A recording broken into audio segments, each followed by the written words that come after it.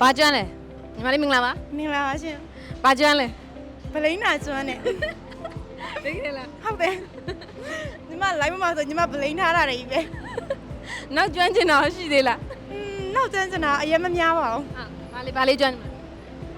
တရုတ်စာတော့တစ်ခါကြီးကျွမ်းပါတယ် အော်တရုတ်စာကျွမ်းတာလား လည်းကျွမ်းတယ် ဟာတရုတ်စာလည်းကျွမ်းတယ်ဟင်းချက်လည်းကျွမ်းတယ်ဗလိန်းလည်းကျွမ်းတာကျွမ်းချင်တာကြီး ကျွမ်းပါတယ် ကျွမ်းချင်တာရမ်းများနေတယ် ဟင်းချက်ကတော့ခုတလောစစ်တဲ့လူတွေချက်ကြည့်ကြလို့နည်းနည်းတော့တင်နေချက်တော့ချက်နေ ချစ်တဲ့လူကိုချက်ကျွေးချင်တာတဲ့ဟုတ်ပြီအဲ့ဆိုရှင်အခုအမ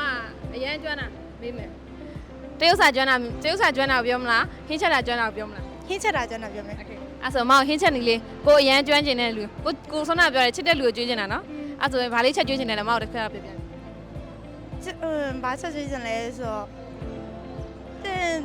ချက်တဲ့လူပေါ်မူတရားပေါ့ကြိုက်တဲ့ဟင်းကိုတော့ချက်ကြည့်မှာပေါ့ အဲ့သူကြတဲ့ဟင်းကိုမသိသေးဘူးလား ဟုတ်တယ် အခုလေးလာနေတော့ ချက်တဲ့လူကကောင်းနေရမရှိဘူးမင်းကလေးတွေပဲဆိုတော့ချက်တဲ့လူကသူတို့ပဲလိုက်မေးပြီးတော့သူတို့ကြိုက်တာတော့ချက်ကြည့်တယ်ဒါပေမဲ့သူတို့စားမစားတော့မသိဘူး အဲ့ကိုကျွေးမဲ့ဟာကကျွမ်းနေပြီလား ဘယ်လိုပြောရမလဲသူတို့ပြောပြီးမှဘာကြိုက်တယ်လဲအခုတလောတော့ကြက်ကြားဖလက်ဆောင်တော့ကြော်လာတယ် ဟာတက်တာဖလာချောင်းအဲ့ဒါကိုတကယ်ကိုချစ်တဲ့လူကိုချက်ကျွေးမယ် ကိုကြက်တဲ့လူတက်ပို့ပေးမလို့ ဟုတ်ကဲ့ပါဆန္ဒဟိုတရုတ်စာလေးကျွမ်းတယ်လို့ပြောတယ်တရုတ်စာလေးကညီမကိုတစ်ခွန်းနှစ်ခွန်းလောက်တင်ပေးပါ တရုတ်စားဘာတင်ပြရမလဲဆိုတော့ညုပ်ပြီး မြုပ်ပြီး ညုပ်ပြီး မြုပ်ပြီး ညုပ်ပြီး မြုပ်ပြီးအဲ့ဒါပါလဲ ဟာဘယ်လိုပရိုလို့ပြောရမှာပေါ့ပရို ငရုတ်ပြီးမှန်လားမလားငရုတ်ပြီး ညုပ်ပြီး ဟုတ်ပြီအဲ့ဒါချစ်စရာလေးကိုဘယ်လိုပြောလဲ ခအိုက် ခအိုက်ညီမအဲ့ဒါညီမလေးကိုပြောလိုက်မယ်ခအိုက်ဘာကျွမ်းလဲ အလီပါမိုင်မိုင်းဆိုရယ်ဂိမ်းကျွမ်းပါတယ် ဆိုဂိမ်းဆိုတာကျွမ်းတာ ဟု ပေါ့ တ် ဘယ်ချိန်လေးကသွားဆော့လဲ အရင်နှစ်9လပိုင်းလောက်တည်းရဟုတ် အရင်နှစ်9လပိုင်းလောက်ဆိုတော့တိတ်မကြတစ်နှစ်လောက်ပေါ့တစ်နှစ်လောက်ပဲ တော်တနေ့လောက်ပဲရှိသေးရဟုတ် တခါဆော့ရဘယ်နှစ်နိုင်လောက်ကြာလဲ တခါဆောတခါတော့ကတော့အကြဆုံးဆော့ဘူးဆိုလို့ရင်တော့အလီဘာဘာဖွင့်နေရနေပြီးတော့ကမုံဝင်ပိတ်တဲ့ထီပဲပေါ့ အကြာကြီးဆော့တာပေါ့ ဟုတ်အဲ့နဲ့တနေ့ကုန်ဆော့နေရပါပဲ တယောက်တည်းဆော့တာလားတကယ်ချင်းနေနဲ့သွားဆော့တာ တကယ်ချင်းနေလာကြတဲ့ချိန်ဆိုရင်တကယ်ချင်းနေတော့ဆော့ရဲတခါလေးကြာရင်တော့ဘယ်သူမှမရှိရင်တော့တယောက်တည်းပဲဆော့ကြတယ်ဟုတ် အဲ့ဆိုရင်အမှတ်တွေအများကြီးရတယ်ရမ်းကျွမ်းတယ်ပေါ့ တကယ်တကယ်ချင်းနေမှာတော့ကျွမ်းတွေအများကြီးရှိပါတယ်ဟုတ် ကိုလည်းကျွမ်းတယ် ဟုတ်တော်တော်လေးတော့ရောက်လာပါပြီဆော့ဆော့ရင်တော့အထဆိုင်တော့ ဟုတ်ကဲ့ပါဟုတ်ကဲ့အဲ့ဆိုရှင်အဲ့အလီဘာဘာမှာဆော့တာအကြိုက်ဆုံးကိုအကျွမ်းဆုံးဆိုပါလိမ့်ဖြစ်မှာဘာကိန်းလဲ အခုပြောနေမိုင်မိုင်းဂိမ်းပါပဲဟုတ် အဲ့ဆိုရှင်ဟိုနောက်ထပ်ကျွမ်းတဲ့ဟာလေးတွေရှိအောင်လား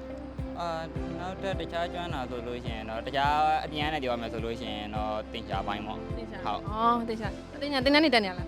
တင်ချာတင်န်းတက်တယ်ဆိုတော့ညမော်တင်ကိုပေါ့လေးလာရောက်တာမျိုးပဲဟုတ် ဟုတ်ကဲ့ပါကိုကျေးဇူးပါနော်ဘာကျွမ်းလဲ ဟင်းတွေကိုလိုက်ညီရကျွမ်းနေပေါ့အရသာခံရပေါ့ အရသာခံရတာကျွမ်း ဟုတ် โอเคအဲ့ဆိုရှင်ဘသူချက်တဲ့ဟင်းကိုအရသာခံဘူးလေ ကိုချက်တဲ့ကိုချက်တဲ့ဟင်းလေးစားဘူးတယ်အရင်ချက်တဲ့ဟင်းလေးစားဘူးတယ်တော်တော်စားဘူးပါတယ်ဟုတ် အခုစားဘူးတဲ့ထဲမှာဘသူချက်တာအကောင်းဆုံးလဲ ကိုချက်တာအကောင်းဆုံးပေါ့ လိမ့်မလေးလားမသိဘူး ကိုဘကိုရတာ ဟုတ်ပြီအဲ့ဆိုညီမလေးချက်တဲ့ထဲမှာဘယ်ဟင်းအကောင်းဆုံးလဲ ညီမချက်တဲ့အထဲမှာဆိုရင်ညီမကြက်သားပေါ့ကြက်သားအကောင်း တခါဟင်းတသားဟင်းလေးဘယ်လိုချက်တာလဲ